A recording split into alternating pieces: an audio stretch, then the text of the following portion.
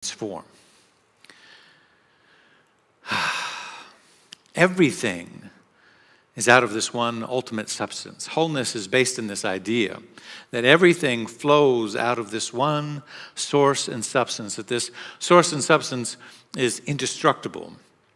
It is the God presence everywhere. And we're made of this God stuff. The question then becomes, if you really believe that you are made of this God stuff, then this indestructible God essence, would you in fact place greater faith in your intuition, in your inner knowing, in the unfoldment of your life?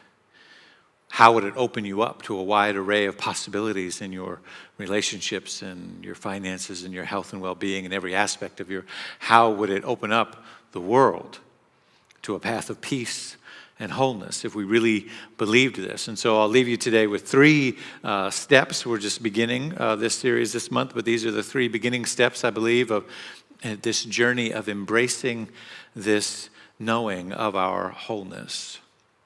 It begins with that inner knowing.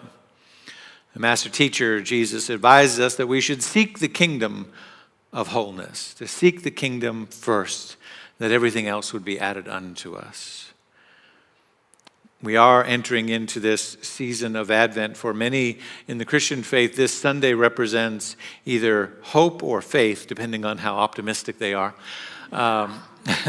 Both words are used interchangeably, depending on, again, what tradition. Some say the first candle is the candle of hope.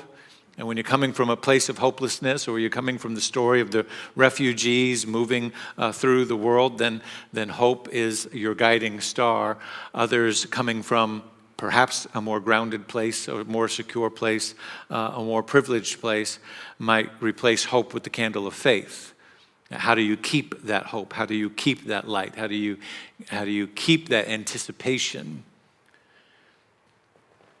But here's what happens when we meet the world with our wholeness and interact with these stories, and we begin to transform them from the inside out. No longer are we waiting. Well, the last thing Jesus wanted was us to wait for the kingdom to come, to wait for salvation to come, to wait for the government to change or transform, to wait for peace and prosperity to appear on the planet, to wait for some celestial being to fall out of the sky, all of this, and you go, well, wait a second, what are you saying, Rev? That's the Christmas story. Now, it's just a story to guide you to your own inner knowing. It's a story to guide you to your wholeness, right? But when we don't come from our wholeness, then that story becomes something out there that separates us from our good. And it separates us from our wholeness, and it separates us from our possibility. But when we turn it around and we put on that robe first, that which God is, I am, then the story becomes a journey of our own unfoldment. And we see that the kingdom's already here, that he told us exactly where to find it. He said, seek it within, and all things will be added unto you. Don't wait for it to come from the outside. Build it now because it's coming from you. We do this through prayer and meditation and visioning, speaking affirmations, doing all of these things to create and cultivate this inner knowing and meet the world from this inner knowing. The second step is to what I call set the conditions. Sometimes you have to set the temperature in your house for the condition that you want, right? You got to set the conditions. While seeking the sacred is found in spiritual guidance, we know that we can control conditions through the power of our mind, through our affirmations, our meditations, etc. But we can also, more importantly, set the conditions for our success. Set the conditions to take charge of our life through dominion of our consciousness, so that we set the expectation, we set the atmosphere of what it is we want to experience. I was watching my youngest son's first basketball game this weekend. He's 7. Most of the kids on the team are 6. Like soccer, there's not a lot going on in an organized way on that. It's a little bit better than soccer. You might have heard me talk about soccer in the past, which he's done. It's like, just this cluster of beings and just blah, blah, blah, blah, blah, and then like a ball kicks out of the cluster and, and then the whole cluster goes blah, blah, blah, blah, blah, and then over here, over there. That's pretty much soccer at that age. Basketball, not a whole lot different. But through discipline, through regular practice, and spiritually, we do our discipline through spiritual practice, meditation, affirmations, affirmative prayer, sitting down and contemplating, forgiveness and visioning, all of these things. We begin to set the conditions. There wasn't anybody out there on that court that looked like the next LeBron James. Right? I didn't see the next Scottie Pippen. I didn't see the next Dominique. I didn't see, there was some Spuds, but they weren't Spud Webb. You understand what I'm saying? I didn't see any of that. But the conditions could be set over time for those that stick with it and those that have a natural agility and ability and have a disciplined mind and a disciplined way of approach, that the conditions could be set for those things to emerge, because every single one of those great players that we mentioned, Jordans and the LeBrons and everybody else's, right, began at that age and looked just as foolish playing, They kept saying, dribble, dribble, and they'd get the ball and they'd just go, dribble. Anyway. It was quite entertaining, and I'm looking forward to the rest of the season. I'm sure you'll hear more about it. But we set the conditions. Third thing we do is embrace the relationship with everything. This is the key to wholeness. I want to spend a little bit of time here before we wrap this, but this is key, because when we talk about wholeness, when we talk about God being all there is, and we talk about the vibration of oneness and wholeness being in the planet, sometimes people get upset or disturbed, sometimes rightly so, about their own life journey, their own unfoldment, and say, well, what about these ugly things that happen to me? Or what about these ugly things that are happening in the planet? What about these isms and environmental degradation and all of that other stuff? What about all those things? Am I supposed to embrace and love and say God is all there is and God is just flowing through those things? And the answer is no. And then the other question is, am I supposed to think that all of those things exist in my life? Have you heard this one? All of those things exist in my life because my consciousness created them? No. However, there is only one consciousness happening.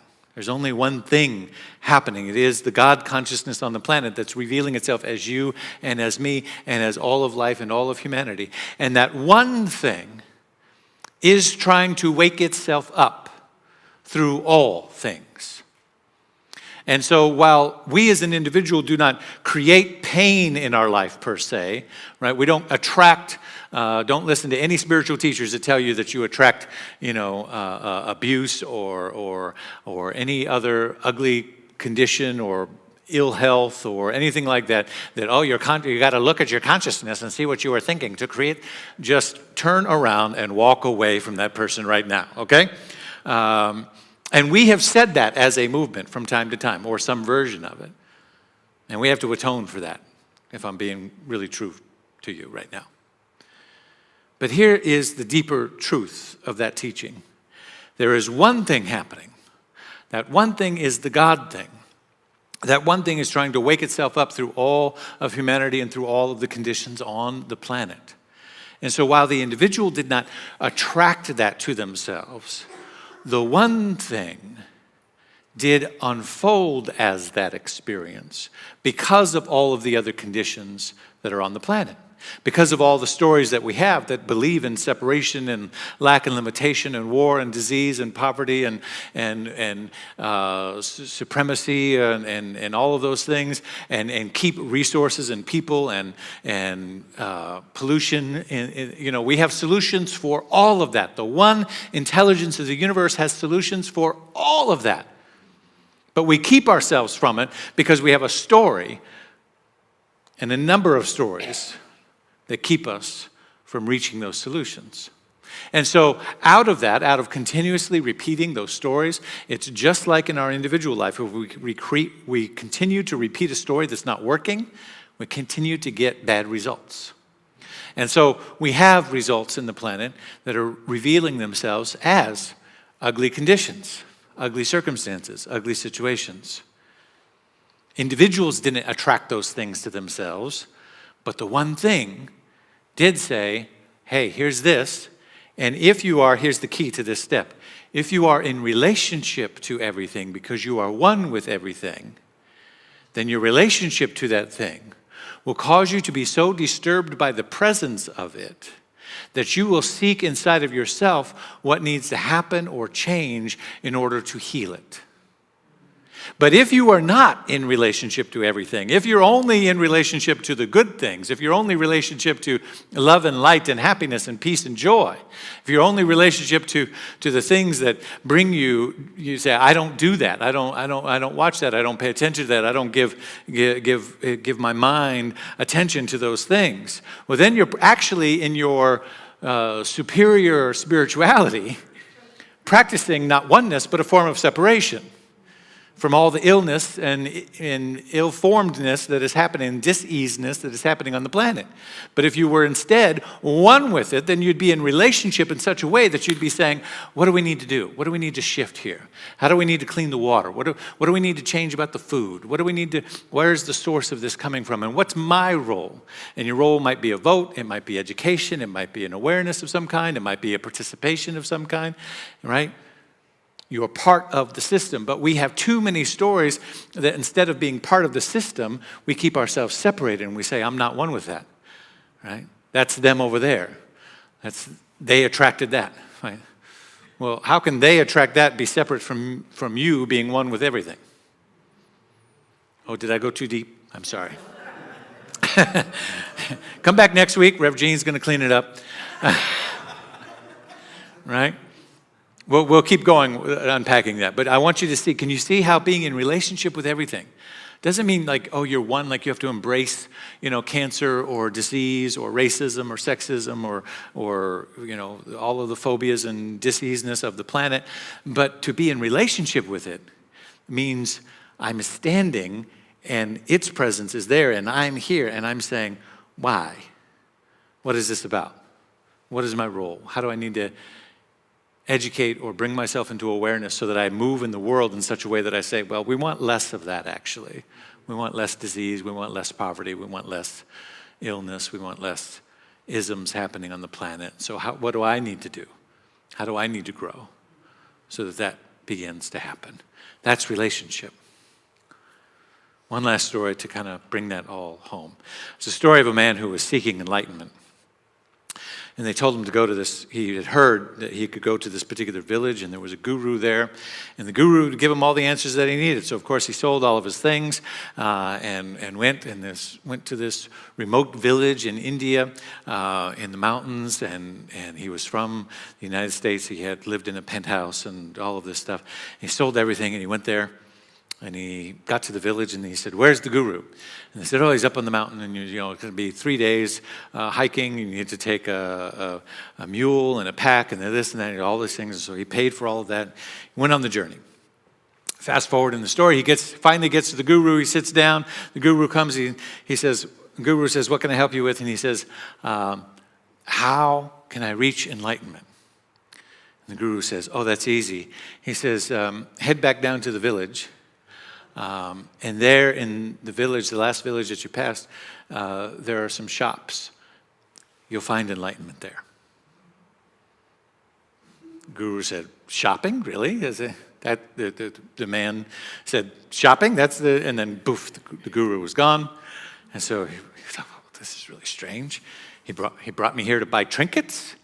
What is this? So he went back to the village, and in the village he found 3 shops. One sold strings of metal. The other sold wood, scrap pieces of wood. And the other sold large chunks or scrap pieces of metal.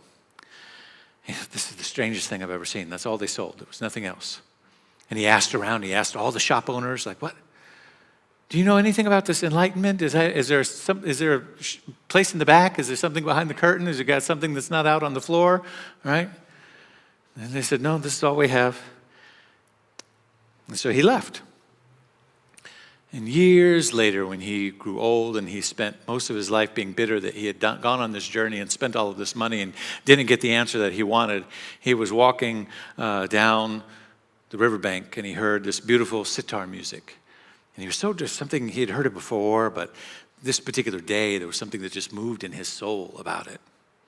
And it just drew him. And so he followed it.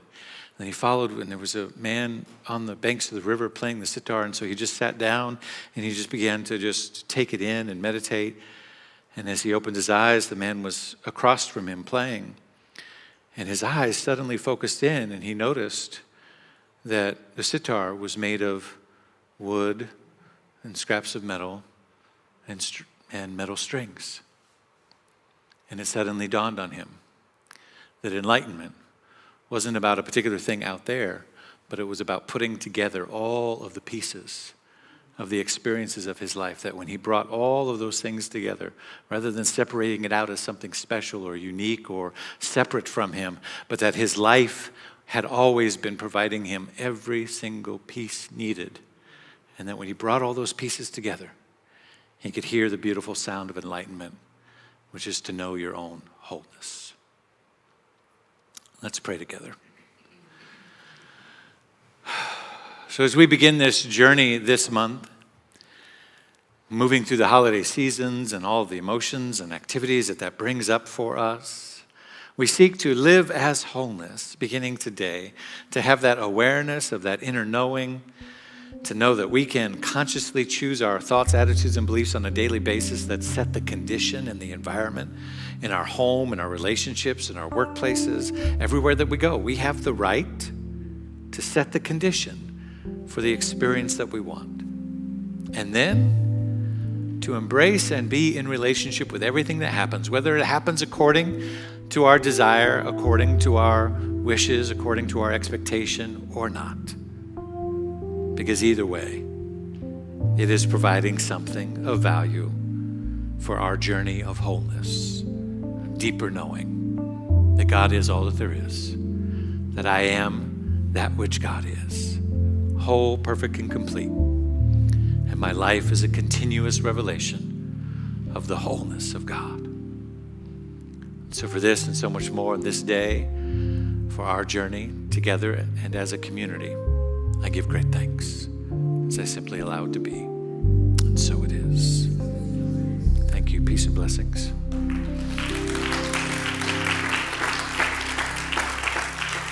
Thank you.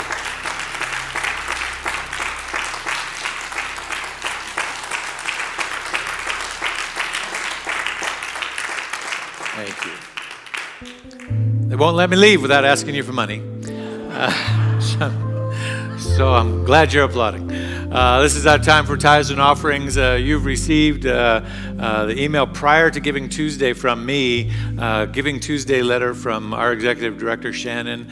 And we just want you to know that we believe in what we're doing here. Our amazing staff, amazing board of trustees that stands behind us and supports us, amazing prayer practitioners, our music team. We believe in what is happening here in a deep and profound way. And we want to invite you in to that belief as well, to support us, to share about what was happening here online, to invite your friends and family, and to continue to give from that place that is of love and of service and a deep relationship to the thing that we are doing. So for those of you who already are, through regular automatic giving, we bless you, we thank you. We couldn't do this without you. For those that might want to consider what your gift will be next year on a monthly basis, now is a good time to begin that contemplation. And for those who have the capacity to do an additional gift, a year-end gift of any size, of any kind, we deeply appreciate it because it feeds this ministry and sustains and supports what we're doing so that we can be here to continue to do it week after week, month after month, year after year. 44 years we're on, and we want a lot more years ahead. It only happens as we come together and say yes to this divine idea called Spiritual Living Center of Atlanta. So hold all of those gifts in your hands. Know that you can, in this moment, do the text to give, do the online giving, the QR screen on the code, or in cash or check in person, either mailed to us or dropped off in our boxes here in the sanctuary. Let us affirm together these words upon our gifts. I live in a universe of abundance. As I freely and joyfully give, I join in the divine flow, and all that I share with life returns to me multiplied abundantly. And so it is. So we are. Thank you so much. Mally, tell us what's happening. Let's welcome Mally Lapete. Thank you. My name is Mally Lapete, and I gladly serve on the creative arts team here at SLCA. My pronouns are she and her, and yours are dribbling wholeness. For those of you who want to know more about our center or how to become a member, please connect with a welcome team member after the service in the lobby or online. If this is your first time at SLCA, could you stand and raise your hand or so you can be acknowledged? Oh, hello. Welcome. Hey, you belong. A member of our welcome team is going to come and see you and give you a couple of handouts. One of them is a card for you to return out in the lobby. And welcome, you belong. We have so many great opportunities to connect, grow, serve, and give here at SLCA. For more information about today's announcements and other opportunities, scan the QR code found on your monitor. As the holiday season is upon us, we understand this time of year may bring many emotions. Some may grieve during this season. SLCA wants you to know that whatever you may be experiencing, our ministers, practitioners, and staff are here for you. SLCA field practitioner and trauma specialist is planning a holiday grief ceremony in person on December 17th at 5 p.m. Please register in the social hall or call our church office to register to attend. We will be joining together with our friends at UUCA on December 24th for a pancake breakfast in the social hall from 9 to noon with music from both members of UUCA and our wonderful Penelope Williams. Yes. Reverend Dr. David Alexander will join UUCA Senior Minister Reverend Taryn Strauss for a special 6 p.m. service. Remember Belongo? Does anyone here not know what Belongo is? It's just like bingo. I'll get to that. It's also time for our annual Burning Bowl and White Stone ceremony. This year, our special service will take place at 3 p.m. on December 31st. This will be a very special service you will not want to miss. We're still in need of volunteers. Did anyone win the lottery? All right, well, there's a place for you here. You could win free attendance to this conference. We need your volunteerism, especially from the media and welcome team. Please consider serving at least one Sunday a month. We now have dates and hotel information on our 2024 CSL National Conference taking place in Charleston, South Carolina. Plan now to join our group for this amazing conference taking place February 19th to the 22nd. For more details, ask us in the social hall after service. A reminder that we still have our SLCA Belongo going. I can find you a card if you need one. Finish a card today for your chance to win a free registration to the conference this year. You can hand that in to me or any one of our staff. Will our practitioners who are available for prayer this afternoon please make yourselves known in person and in the online chat now to be recognized. Hello, thank you, welcome. You can be seated. We welcome each of you in need of prayer to remain in the room, to reach out to a practitioner online and for one-on-one prayer with a licensed practitioner. In-person practitioners will be sitting in chairs on the side of the sanctuary following today's service. Thank you so much for joining us today. We look forward to visiting with you after the service in the social hall for food and fellowship. You belong.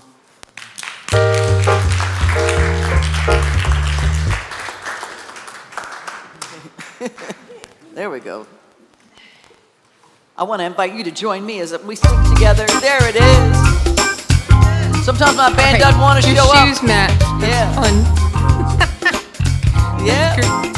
Will you join me as we sing together? Our closing song.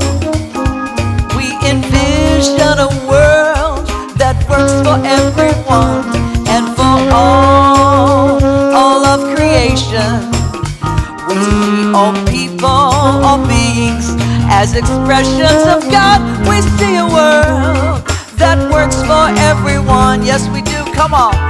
We envision a world that works for everyone and for all of creation. We see all people, all beings as expressions of God. We see a world that works for everyone. Yes, we do. We see a world that works for everyone. See it with me. We see a world that works for everyone. Everyone. Everyone. Yes. See you downstairs in Fellowship Hall.